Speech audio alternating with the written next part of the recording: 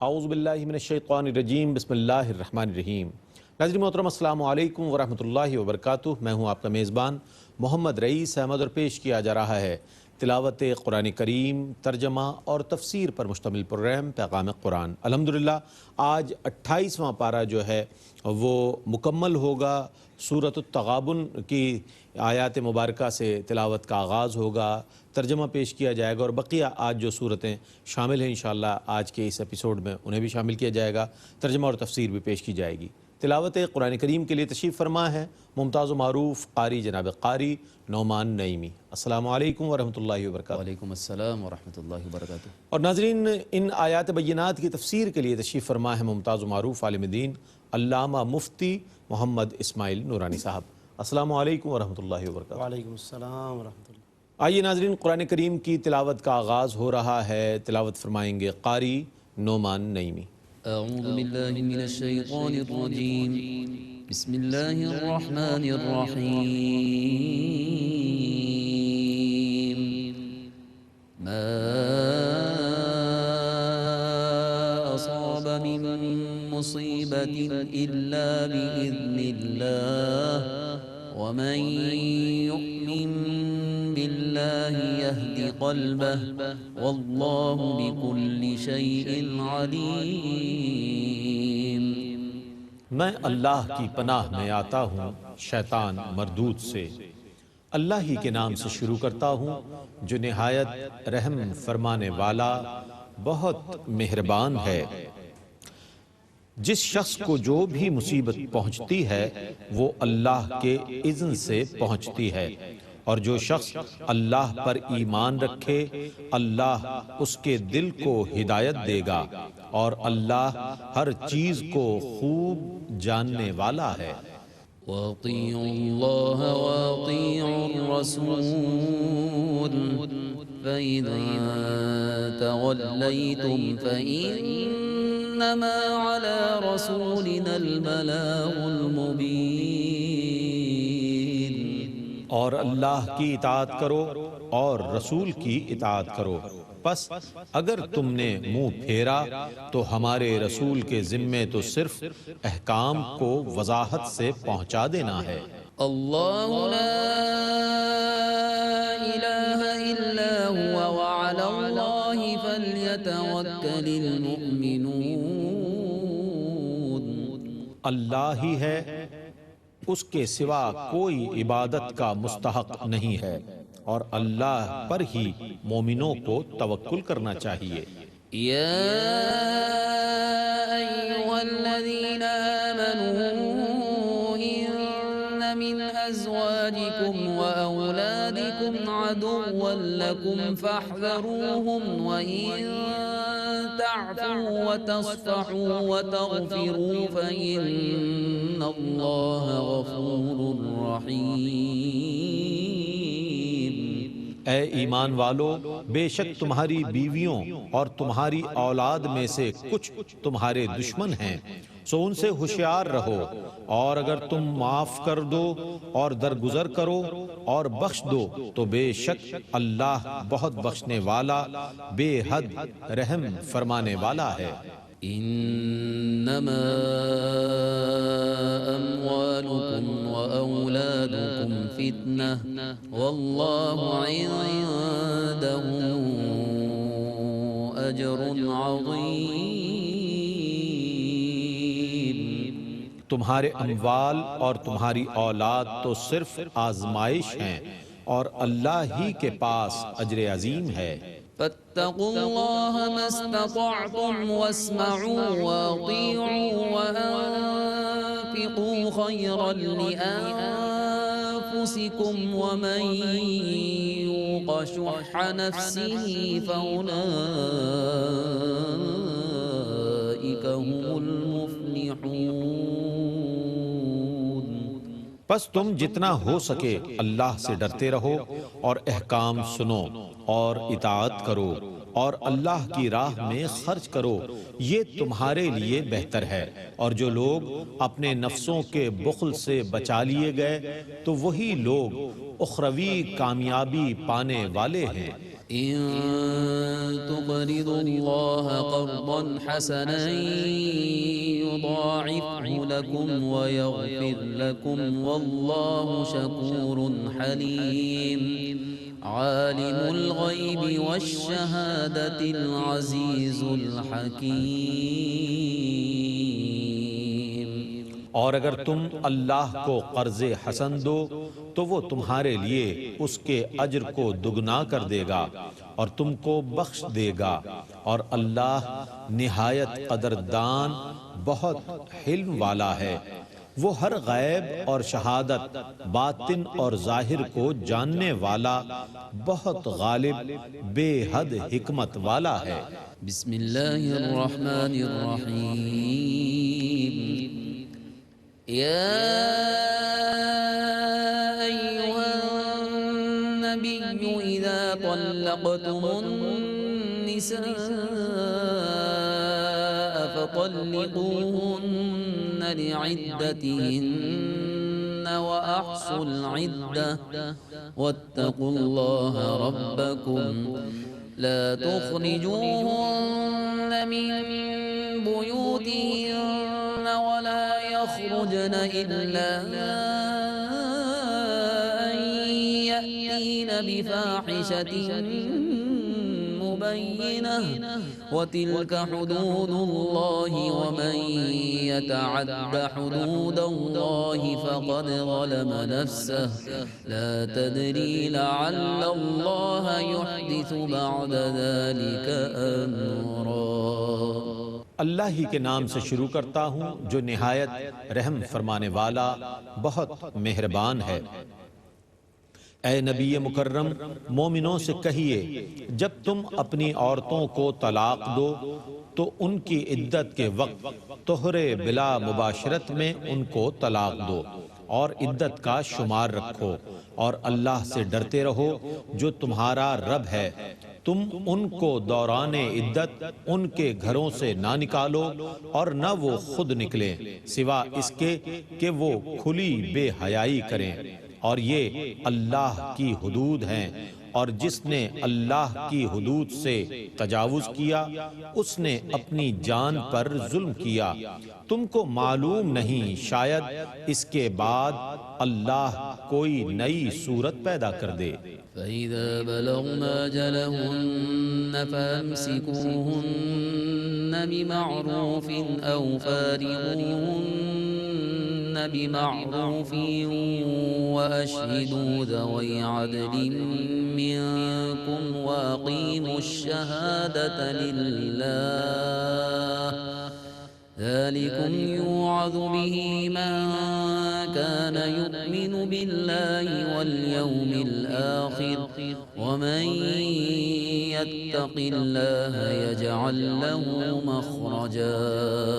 پھر جب وہ تکمیل عدت کو پہنچنے لگیں تو ان کو اچھائی کے ساتھ روک لو یا ان کو دستور کے مطابق جدا کر دو، اور اپنے دو نیک آدمیوں کو گواہ بنا لو، اور اللہ کے لیے گواہی دو. یہ ان لوگوں کو نصیحت کی جاتی ہے جو اللہ پر اور روز آخرت پر ایمان لاتے ہیں، اور جو اللہ سے ڈرتا ہے اللہ اس کے لیے نجات کی راہ پیدا کر دیتا ہے. ويرزقه من حيث لا يحتسب ومن يتوكل على الله فهو حسبه إن الله بالغ أمره قد جعل الله لكل شيء قدرا. اور اس کو وہاں سے رزق دیتا ہے جہاں سے اس کا گمان بھی نہیں ہوتا، اور جو اللہ پر توکل کرتا ہے تو وہ اسے کافی ہے. بے شک اللہ اپنا کام پورا کرنے والا ہے. بے شک اللہ نے ہر چیز کا ایک اندازہ رکھا ہے. واللائي يئسن من المحيض من نسائكم إن ارتبتم فعدتهن 3 أشهر واللائي لم يحضن وأولاة الأحمال أجلهن أن يضعن حملهن ومن يتق الله يجعل له من أمره يسرا۔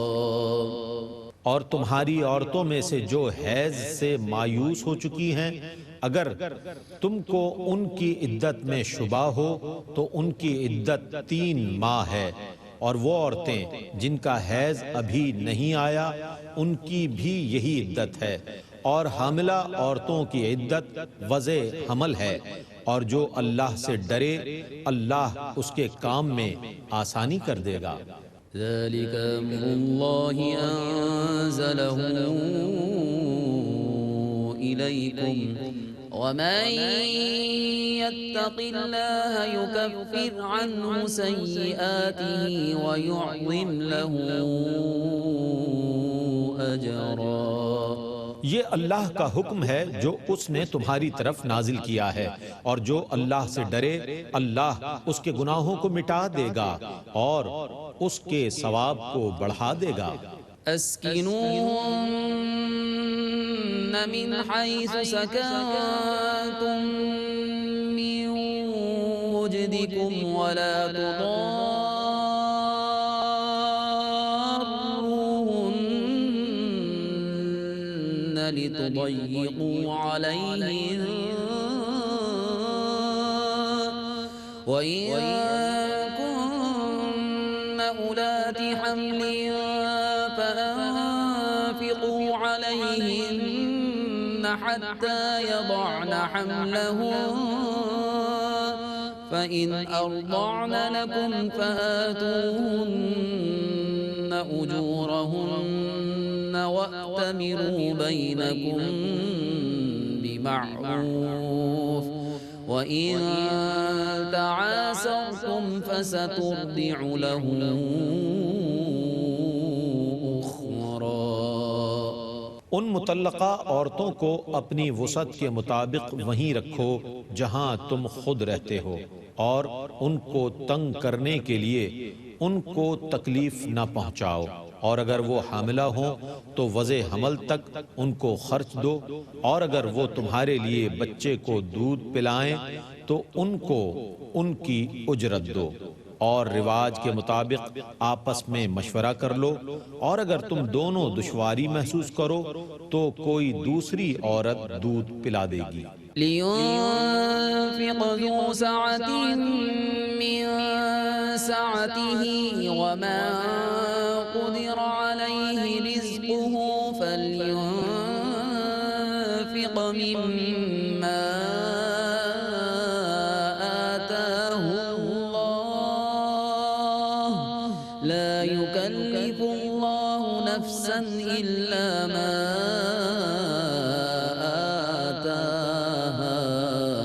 سَيَجْعَلُ اللَّهُ بَعْدَ عُسْرٍ يُسْرًا۔ صاحب حیثیت کو چاہیے کہ وہ اپنی وسعت کے مطابق خرچ کرے، اور جو تنگ دست ہو تو اس کو جو اللہ نے مال دیا ہے اس میں سے خرچ کرے۔ اللہ کسی شخص کو اتنا ہی مکلف کرتا ہے جتنا اس کو مال دیا ہے، اور ان قریب اللہ مشکل کے بعد آسانی پیدا کر دے گا۔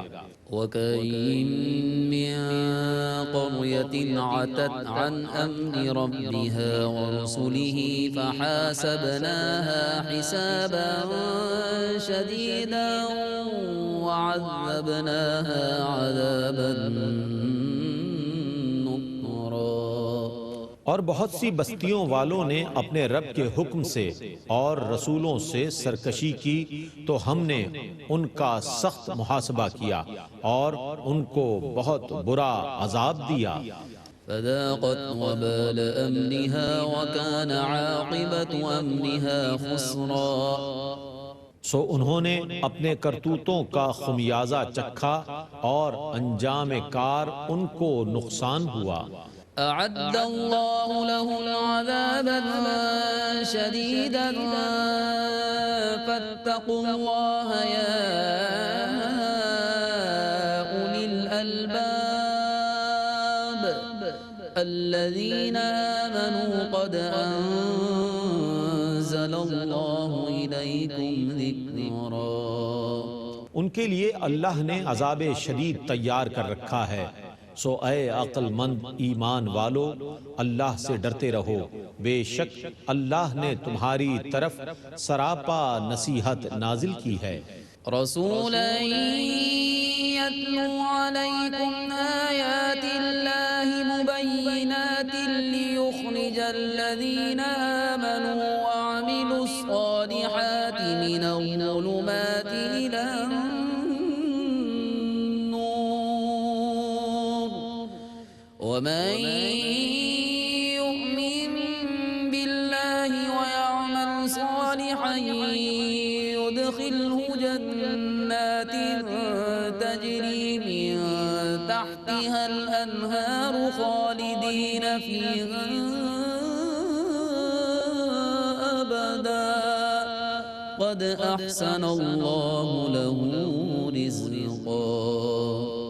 جو رسول ہے وہ تم پر اللہ کی واضح آیتوں کی تلاوت کرتا ہے تاکہ جو ایمان لائے ہیں اور انہوں نے نیک اعمال کیے ہیں وہ ان کو اندھیروں سے روشنی کی طرف لائے، اور جو لوگ اللہ پر ایمان لائے اور انہوں نے نیک عمل کیے اللہ ان کو ان جنتوں میں داخل کر دے گا جن کے نیچے سے دریا بہتے ہیں، وہ ان میں ہمیشہ رہنے والے ہوں گے، بے شک اللہ نے ان کے لیے بہترین روزی مہیا کی ہے۔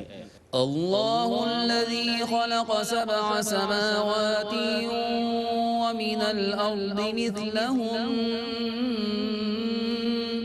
يتنزل الأمر بينهن لتعلموا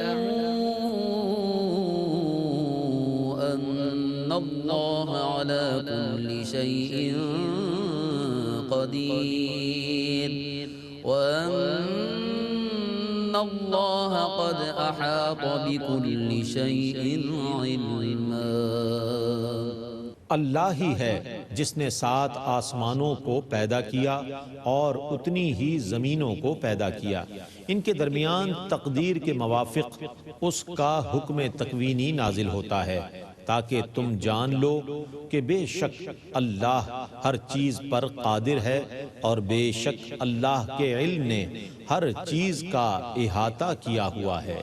بسم اللہ الرحمن الرحیم۔ یا ایہا النبی لم تحرم ما احل اللہ لک تبتغی مرضات ازواجک واللہ غفور رحیم۔ اللہ ہی کے نام سے شروع کرتا ہوں جو نہایت رحم فرمانے والا بہت مہربان ہے۔ اے نبی مکرم، آپ اس چیز کو کیوں حرام قرار دے رہے ہیں جس کو اللہ نے آپ کے لیے حلال فرما دیا ہے؟ آپ اپنی بیویوں کی رضا طلب کرتے ہیں اور اللہ بہت بخشنے والا بے حد رحم فرمانے والا ہے۔ قد فرض الله لكم تحلة أيمانكم والله مولاكم وهو العليم الحكيم۔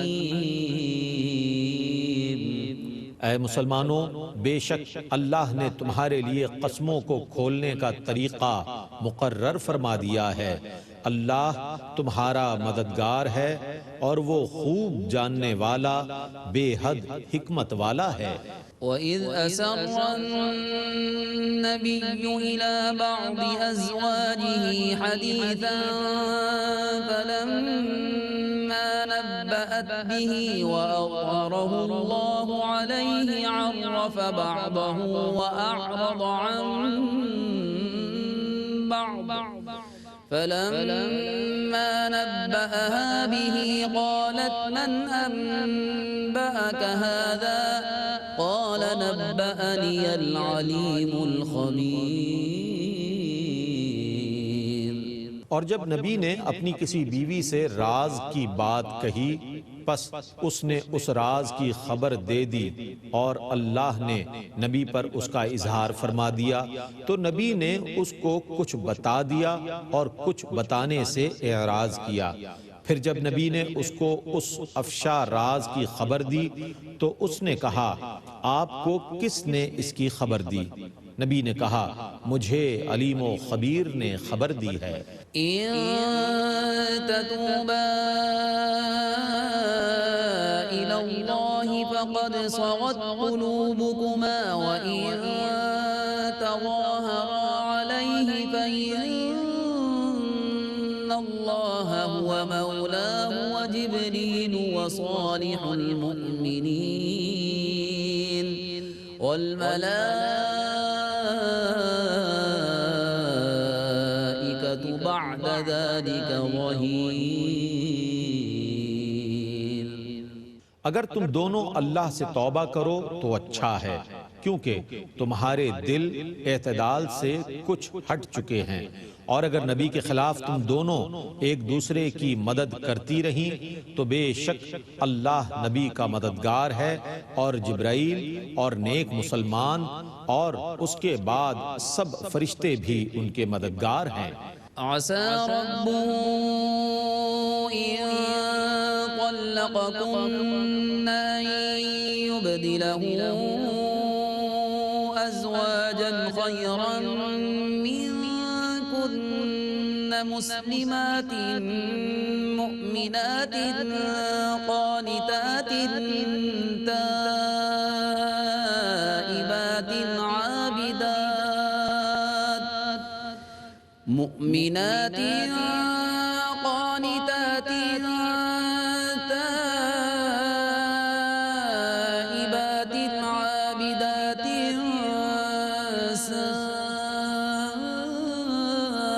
سائحات ثيبات وأبكارا۔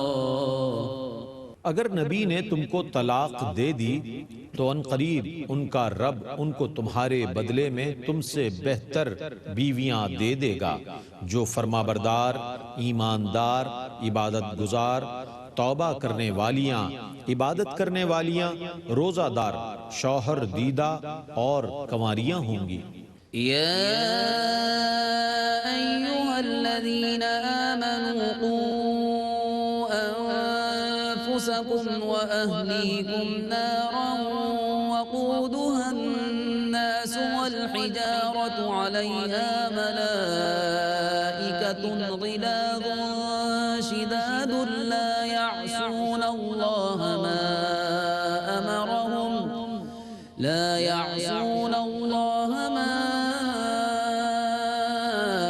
أمرهم ويفعلون ما يؤمرون۔ اے ایمان والو، اپنے آپ کو اور اپنے گھر والوں کو اس آگ سے بچاؤ جس کا ایندھن آدمی اور پتھر ہیں، جس پر سخت مزاج اور طاقتور فرشتے مقرر ہیں۔ اللہ انہیں جو حکم دیتا ہے وہ اس کی نافرمانی نہیں کرتے اور وہی کام کرتے ہیں جس کا انہیں حکم دیا جاتا ہے۔ يا أيها الذين كفروا لا تعتذروا اليوم إنما تجزون ما كنتم تعملون۔ اے کافرو، آج تم کوئی عذر پیش نہ کرو، تمہیں انہی کاموں کا بدلہ دیا جائے گا جو تم دنیا میں کرتے تھے۔ يا أيها الذين آمنوا توبوا إلى الله توبة نصوحا عسى ربكم أن يكفر عنكم سيئاتكم ويدخلكم جنات تجري من تحتها الأنهار يوم لا يخزي الله والذين آمنوا معه نورهم يسعى بين أيديهم وبأيمانهم يقولون ربنا أتمم لنا نورنا واغفر لنا إنك على كل شيء قدیر۔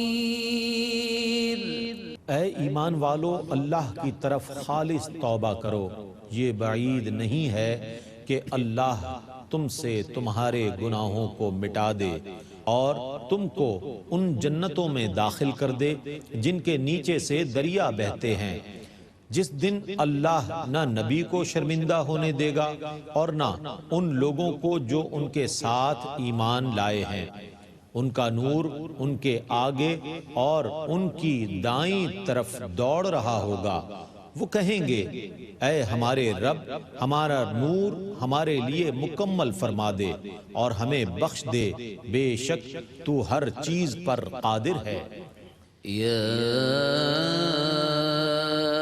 أيها النبي جاهد الكفار والمنافقين واغلظ عليهم ومأواهم جهنم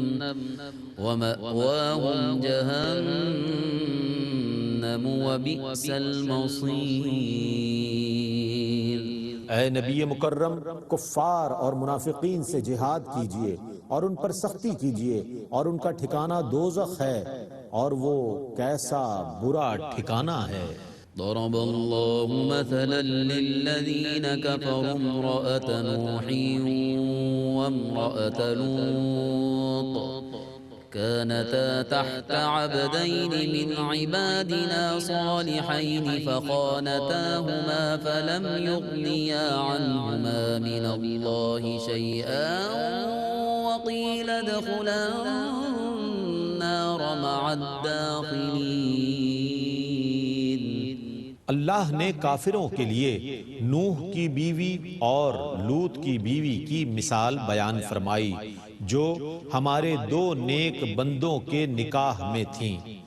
انہوں نے ان سے خیانت کی تو وہ انہیں اللہ کے عذاب سے نہ بچا سکے اور ان سے کہا گیا کہ تم دونوں دوزخ میں داخل ہونے والوں کے ساتھ داخل ہو جاؤ۔ وضرب الله مثلا للذين آمنوا امرأة فرعون إذ قالت رب ابن لي عندك بيتا في الجنة ونجني من فرعون وعمله ونجني من القوم الظالمين۔ اور اللہ نے ایمان والوں کے لیے فرعون کی بیوی کی مثال بیان فرمائی جب اس نے دعا کی اے میرے رب، میرے لیے جنت میں اپنے پاس گھر بنا دے اور مجھے فرعون اور اس کے عمل سے نجات دے دے اور مجھے ظالم لوگوں سے نجات دے دے۔ ومريم ابنة عمران التي أحصنت فرجها فنفخنا فيه من روحنا وصدقت بكلمات ربها وكتبه وكانت من القانتين۔ اور عمران کی بیٹی مریم کی مثال بھی، جس نے اپنی پاک دامنی کی حفاظت کی، سو ہم نے اس کے چاک گریبان میں اپنی طرف کی روح پھونک دی اور اس نے اپنے رب کے کلمات اور اس کی کتابوں کی تصدیق کی اور وہ اطاعت گزاروں میں سے تھی۔ الحمدللہ تلاوت و ترجمہ پیش کیا گیا۔ اللہ تعالیٰ سے دعا ہے کہ اللہ تعالیٰ اسے اپنی بارگاہ میں قبول فرمائے۔ آئیے ان آیات کی تفہیم کے لیے، تفسیر کے لیے ہم چلتے ہیں علامہ مفتی محمد اسماعیل نورانی صاحب کی جانب۔ جی بسم اللہ۔ بسم اللہ الرحمن الرحیم، الحمدللہ رب العالمین والصلاة والسلام علی اشرف الانبیاء و سید المرسلین۔ الحمدللہ آج کی اس نشست میں 28ویں پارے کی تکمیل ہوئی ہے، اور جو بھی صورتیں باقی تھیں سورۃ التغابن کا کچھ حصہ اور اس کے ساتھ سورۃ الطلاق اور سورۃ التحریم کی تلاوت کی گئی ہے۔ ناظرین، آج کی جو تلاوت کا آغاز ہوا ہے سورۃ التغابن کی آیت نمبر 11 سے، ارشاد ربانی ہے کہ ما اصاب من مصیبت الا باذن اللہ، کہ جس کو جو بھی مصیبت پہنچتی ہے اللہ کے حکم اور اللہ کے اذن سے پہنچتی ہے۔ ومن یؤمن باللہ یہد قلبہ، اور جو شخص اللہ پر ایمان رکھتا ہو تو اللہ اس کے دل کو ہدایت عطا فرما دیتا ہے۔ اس میں گویا کہ یہ اشارہ دیا گیا ہے کہ اگر تم پر کوئی آزمائشیں آتی ہیں، تکلیفیں آتی ہیں، تو ان میں بے صبری کا مظاہرہ کرنا، زبان سے ایسے شکوے کرنا کہ جو ایمان کے نور سے محروم کر دیں یا بعض اوقات ایمان سے ہی محروم کر دیں، تو ایک صاحب ایمان کو زیب نہیں دیتا۔ وہ اپنے مولا کی طرف رجوع کرے، اللہ تبارک و تعالیٰ کی طرف رجوع کرے۔ یہ ایک صاحب ایمان کی گویا کہ صفت کی طرف اشارہ فرمایا گیا ہے۔ یہاں پر علماء مفسرین نے ایک حدیث بھی صحیح بخاری اور صحیح مسلم کے حوالے سے بیان کی ہے۔ یہ بھی ہمارے لیے یقیناً قابل غور بھی ہے اور ایک تسلی کا سامان بھی ہے کہ سرکار دو عالم صلی اللہ علیہ وسلم فرماتے ہیں کہ عجبا للمؤمن، صاحب ایمان کی حالت تعجب خیز ہے کہ اگر اللہ تبارک و تعالیٰ اس کے بارے میں جو فیصلہ کرے وہی اس کے لیے بہتر ہوتا ہے۔ اگر اسے تکلیف پہنچے اور اس پر وہ صبر کرے تو یہ تکلیف اس کے لیے بہتر ہے، اور اگر اسے کوئی مسرت اور خوشی حاصل ہو اور اس پر وہ شکر کرے تو یہ اس کے لیے بہتر ہے، اور فرمائے کہ یہ سعادت صرف مومن کے لیے خاص ہے۔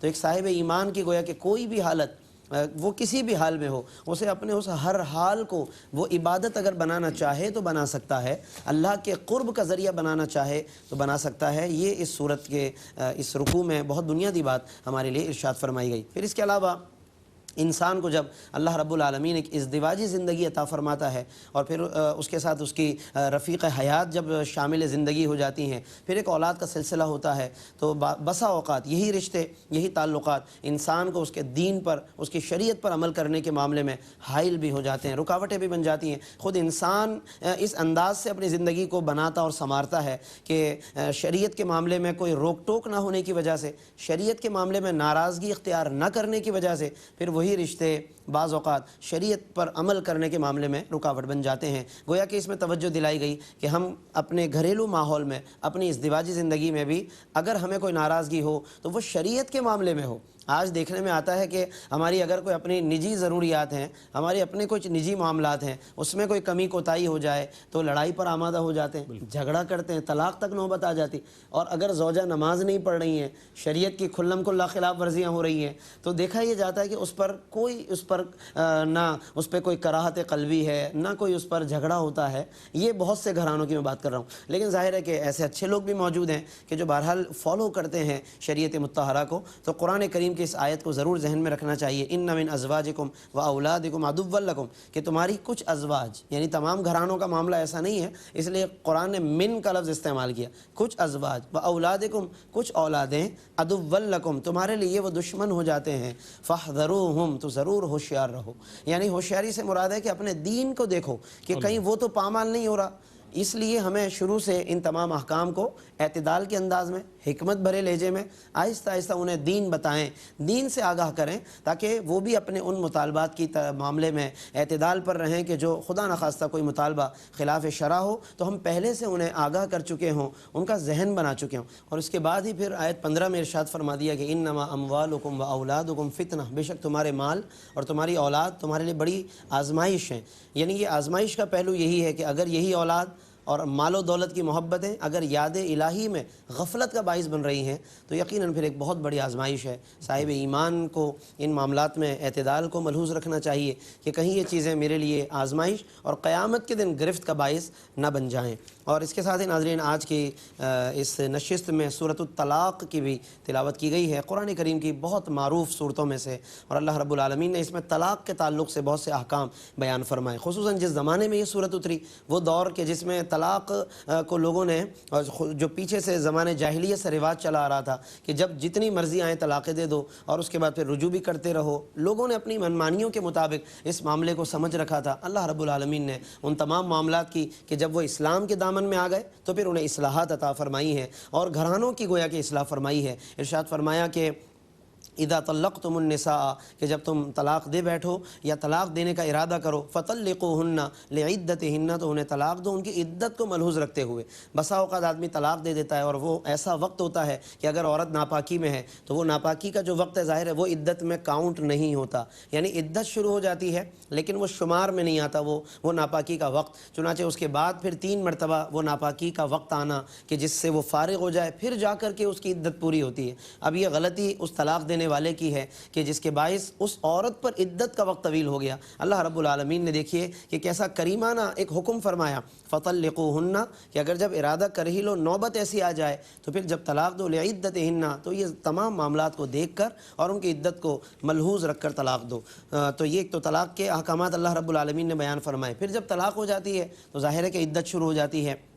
فرمایا کہ وہ ان کی عدت کو بھی شمار کرو لا تخرجوہن من بیوتہن اور انہیں اپنے گھروں سے نہ نکال دو۔ ایسا بھی ہوتا تھا کہ جب طلاق ہو گئی تو اب پھر بات ہی ختم ہو گئی، اب کوئی رشتہ نہیں رہا۔ لوگ عدت وفات میں بھی اس طرح کرتے ہیں، عورت کو اس ٹائم اس کے بچوں سمیت نکالنے کی کوشش کرتے ہیں۔ طلاق کے معاملات میں بھی اس طرح کی بے اعتدالیاں نظر آتی ہیں، لیکن ہمیں رجوع کرنے کی ضرورت ہے قرآن کی طرف۔ آج بہت سے لوگ شرعی مسائل معلوم کرتے ہیں، شرعی احکام معلوم کرتے ہیں، لیکن کب؟ جب سب کچھ کر چکے ہوتے ہیں۔ طلاق دے کر پوچھتے ہیں کہ اب شرعی حکم بتائیے، سب کچھ ہو چکا ہوتا ہے، ساری نقصانات کر کے پھر کہتے ہیں جی ہمیں کوئی طلاق کا مسئلہ بتا دیجئے، ہمیں بتائیں اس میں کیا راستہ ہو سکتا ہے، کیا آپشن ہو سکتا ہے۔ ناظرین پہلے ہم رجوع کریں نا قرآن کی طرف کہ اللہ نے تمام باتوں کا حل بیان فرما دیا۔ فرمایا کہ لا تخرجوہن من بیوتہن ولا یخرجن، نہ وہ خود نکلیں نہ انہیں نکالا جائے۔ تو عدت جو ہے وہ بنیادی طور پر اس کا حکم یہی ہے کہ وہ شوہر کے گھر میں گزاری جائے، الا یہ کہ کوئی عورت جو ہے وہ کچھ عرصے سے پہلے سے اپنے میکے چلی گئی تھی اور طلاق کے معاملات بعد میں پیش آئے۔ اب وہ اتنی ظاہر ہے کہ آج کے دور میں کشیدگیاں ہوتی ہیں، اختلافات ہوتے ہیں کہ وہ پھر اس کے لیے وہاں پر پلٹنا ممکن نہیں ہوتا۔ اس طرح کی کچھ صورتیں وہ مستثنیٰ ہیں، وہ الگ ہیں کہ جہاں ممکن نہ رہے بظاہر اور حالات ایسے نہ ہوں کہ مناسب طریقے سے اسے حفاظت کے ساتھ وہاں رہنا مل سکے گا، اگر کوئی ایسی صورت بن جائے تو وہ ایک الگ بات ہے، ورنہ قرآن کا بنیادی حکم یہی ہے کہ انہیں گھروں سے نہ نکالا جائے، عدت وہ وہیں پر پوری کریں۔ باقی اس کے علاوہ پھر اس میں رجوع کرنے کے احکام بھی بیان فرمائے کہ جب اگر 1 یا 2 طلاقیں دی ہیں اور جب تم ان سے رجوع کرو، فرمایا فَأَمْسِكُوهُنَّ بِمَعْرُوفٍ کہ یا تو اب انہیں اچھے طریقے سے روک لو، او فارقوهن بِمَعْرُوفٍ یا اچھے طریقے سے انہیں جانے دو۔ یہاں پر دیکھیے قرآن نے فارقوہن کے ساتھ بھی بمعروف فرمایا، یعنی اگر روکنا ہے اپنے پاس تو بھی اچھے طریقے سے اور اگر جانے دینا ہے تو بھی اچھے طریقے سے۔ یہ اچھے طریقے کا مطلب یہ ہے کہ اگر انہیں اپنے نکاح سے اب مکمل نکال دینے کا ارادہ کر لیا تو اس میں انہیں پھر جانے دو، لیکن اس میں تان و تشنیع کو اپنا وتیرہ نہ بناؤ۔ آج ہوتا یہ ہے کہ اگر کوئی طلاق دے بیٹھتا ہے پھر اس کے بعد اسے رجوع کرنے کا ارادہ نہیں ہوتا اور اس نے ارادہ کر لیا کہ اب یہ چلی جائے یہاں سے، تو وہ چلی تو جاتی ہے لیکن اس کے بارے میں جگہ جگہ باتیں کرنا، تانے دینا، اپنی صفائیاں بیان کرنا، پاکیزگیاں سنانا اور اس کے پھر بارے میں برائیاں کرتے رہنا، قرآن کریم اس چیز کو ہرگز پسند نہیں کرتا۔ فرمایا او فارقوہن بمعروف یا اگر انہیں جدا کرو تو وہ بھی معروف کے ساتھ یعنی عمدہ طریقے سے۔ یہ بھی قرآن کریم نے ایک بہت بنیادی حکم بیان فرمایا۔ اس کے علاوہ ناظرین تقوی کی برکتیں بیان فرمائی کہ اگر تمہارے دل میں تقوی اور خوف خدا آ جائے تو فرمایا کہ یجعل لہ مخرجا، اللہ کوئی نہ کوئی نجات کا راستہ بنا دیتا ہے، ویرزقہ من حیث لا یحتسب اور یعنی مشکلات سے نجات کا راستہ، اور وہ اللہ وہاں سے روزی عطا فرماتا ہے کہ جہاں سے آدمی کا گمان بھی نہیں ہوتا۔ یہ تقوی کی برکتیں بھی ناظرین اس صورت کے اندر بیان فرمائی۔ پھر کچھ عدت کے اور بھی دیگر احکام بیان کیے کہ اگر عورت ایسی ہو کہ اسے ناپاکی کا معاملہ درپیش نہ ہوتا ہو یا اگر وہ ایسی ہے کہ اس کے ساتھ ابھی یہ وقت شروع ہی نہیں ہوا تو پھر اس کے لیے عدت جو ہے وہ ناپاکی سے کاؤنٹ ہونے کے بجائے وہ 3 مہینے کے حساب سے عدت اپنی شمار کرے گی۔ اور یعنی اس میں عمر رسیدہ عورتوں کے لیے بھی بات آ گئی۔ بہت سے لوگ یہ سمجھتے ہیں کہ عمر زیادہ ہو گئی شاید اب عدت نہیں ہوگی، یاد رکھیے کہ ایسا بھی نہیں ہے۔ عدت کا حکم لازم ہے عورت کے لیے، عورت جوان ہو، مطلقہ ہو یا اس کے شوہر کا انتقال ہوا ہو یا وہ بزرگ عورت ہو، کوئی بھی ہو، اگر عدت کا وقت آ چکا ہے عدت گزارنا اس کے اوپر لازم ہے۔ پھر اس کے علاوہ اس میں اگر وہ عورت حمل والی عورت ہے، اس حالت میں اگر طلاق ہو گئی تو پھر اللہ نے اس کی بھی عدت بیان فرما دی کہ جب تک حمل کا تسلسل ہے اس وقت تک عدت چلتی رہے گی۔ یہاں پر یہ گویا غلط فہمی دور فرما دی کہ جو بہت سے لوگ سمجھتے ہیں کہ حمل کی حالت میں پتہ نہیں طلاق ہوتی ہے کہ نہیں ہوتی۔ فرمایا کہ ان کی عدت بیان کر دی، تو جب عدت بیان کر دی تو اس کا مطلب ہے کہ ان کو طلاق واقع ہو جاتی ہے۔ لیکن یہ احتیاط کرنی چاہیے شوہروں کو کہ ایسی حالت میں طلاق نہ دیں کہ ان پر عدت پھر ظاہر ہے کہ طویل ہو جائے گی اور یہ ایک تکلیف دہ سلسلہ ہو۔ پھر خرچ بیان کر دیا، عدت کا خرچہ بیان کر دیا گیا، یہ بھی شوہروں کی ذمہ داری ہے۔ آج بہت سے شوہر صرف طلاق دینا اپنی ذمہ داری سمجھتے ہیں۔ اللہ نے اجرتیں یعنی وہ جو ان کا خرچہ ہے، نان و نفقہ ہے، وہ ساری چیزیں بیان فرمائی۔ دودھ پلانے کے حوالے سے بھی اجرت کا ذکر قرآن مجید نے فرمایا۔ تو ان تمام مضامین کا ناظرین ہمیں مطالعہ کرنا چاہیے تاکہ ہمیں قرآن کریم کے مضامین کی روشنی میں شرعی احکام پتہ چلیں۔ اور آج کی اس تلاوت میں ناظرین آخر میں سورۃ التحریم کی بھی تلاوت کی گئی ہے۔ مختصر ایک سورت ہے یہ اور 12 آیتوں اور 2 رکوع پر مشتمل ہے۔ اللہ رب العالمین نے اس میں تاریخ اسلام کے کچھ واقعات کی طرف اشارہ فرمایا جو کہ حضور علیہ السلام اور ازواج مطہرات کے درمیان پیش آئے، اور اس کی ظاہر ہے کہ اس وقت اختصار کی وجہ سے تفصیل کا وقت نہیں ہے، لیکن میں بہت ہی مختصراً بس صرف یہ عرض کروں گا کہ اللہ رب العالمین نے ان ازواج پاک کو ایک خاص توجہ دلائی نبی کریم صلی اللہ علیہ وسلم کا لحاظ کرنے کے حوالے سے، اور نبی کریم صلی اللہ علیہ وسلم کے مطابق ان تمام معاملات میں چلنے کے حوالے سے کہ جن میں اگرچہ ایک زوجہ کو حق حاصل ہے کہ وہ اپنی کوئی بات بیان کرتی ہیں، لیکن اللہ رب العالمین نے ان تمام معاملات میں آقا دو جہاں صلی اللہ علیہ وسلم کا ایک مقام بیان فرمایا کہ خود اللہ آپ صلی اللہ علیہ وسلم کا مددگار ہے، جبریل مددگار ہیں، وصالح المومنین اور تمام نیک اہل ایمان مددگار ہیں۔ یہ تمام باتیں تفصیل اس کی ناظرین بہت زیادہ ہے، پھر کسی وقت انشاءاللہ اس مضمون کو اگلے کسی پارے میں کسی مناسبت سے انشاءاللہ اس کو بیان کریں گے۔ پھر ایک بہت اہم آیت ہے قُوا أَنفُسَكُمْ وَأَهْلِيكُمْ نَارًا، تربیت اولاد کے حوالے سے اپنے آپ کو بھی آگ سے بچاؤ، اپنے گھر والوں کو بھی جہنم کی آگ سے بچاؤ۔ آج اس کی ضرورت ہے کہ ہم غور کریں۔ ویسے کوئی چھوٹی موٹی آگ لگ جاتی ہے تو اپنے آپ کو بھی بچاتے ہیں، اپنے بچوں کو بھی بچاتے ہیں، سامان کو بھی بچاتے ہیں، مگر قرآن جس آگ سے بچانے کی بات کر رہا ہے یہ نار جہنم ہے، آگ دوزخ کی آگ ہے۔ اس سے بچانے کے لیے ہم کوئی تیاری نہیں کرتے اور اس کے لیے فکر نہیں کرتے، تو آج ہمیں ضرورت ہے کہ ہم اس معاملے میں ضرور غور کریں۔ پھر اللہ رب العالمین نے کچھ مثالی طور پر کچھ لوگوں کا ذکر کیا ہے کہ جن کے حالات میں غور کرو۔ کچھ تو وہ کردار ہیں کہ جو ایمان لائے اور ثابت قدم رہے، اور کچھ وہ ہیں کہ جو کفر پر قائم رہے۔ اللہ نے دونوں طرح کے کردار بیان فرمائے۔ جو ثابت قدمی کی مثالیں ان میں فرعون کی بیوی حضرت بی بی آسیہ جو اسلام لا چکی تھی، اور کس طرح فرعون کے ظلم و ستم کے باوجود وہ قائم و دائم رہی، اور فرعون نے بالآخر ان کو بہت زد و کوب کیا، بہت ان پر ظلم و ستم کیا، لیکن اللہ نے اس عورت کو، اس خاتون کو بہت استقامت عطا فرمائی۔ حضرت بی بی مریم کی استقامت کا بھی ذکر اس میں موجود ہے۔ تو ہمیں ضرورت ہے کہ ہم اس حوالے سے ضرور غور کریں۔ اللہ رب العالمین سے دعا ہے کہ وہ ہمیں ان تمام مضامین کو تفصیل کے ساتھ پڑھنے اور ان میں غور کرنے اور اس پر عمل کرنے کی توفیق عطا فرمائے۔ آمین وآخر دعوانا ان الحمدللہ رب العالمین۔ جزاک اللہ مفتی صاحب، بہت خوبصورت انداز میں علامہ مفتی محمد اسماعیل نورانی صاحب نے آج کی گئی تلاوت کی تفسیر ارشاد فرمائی۔ ناظرین محترم، آج بقیہ سورۃ التغابن کی آیات تلاوت کی گئی، سورۃ الطلاق اور سورۃ التحریم تلاوت کی گئی، ترجمہ پیش کیا گیا اور تفسیر پیش کی گئی۔ اس طور پر الحمدللہ آج 28واں پارہ جو ہے وہ مکمل ہوا۔ اللہ تعالیٰ سے دعا ہے کہ اللہ تعالیٰ ہمارا پڑھنا، آپ کا سننا اور اس محفل کا سجایا جانا اپنی بارگاہ میں قبول فرمائے۔ ARYQTV کی اس کوشش کو، اس کاوش کو اپنی بارگاہ میں قبول فرمائے اور اس کی بہترین برکات آپ کو اور ہمیں دنیا اور آخرت میں نصیب فرمائے۔ اس کے ساتھ ہی اپنے میزبان محمد رئیس احمد کو اجازت دیجیے۔ اللہ حافظ۔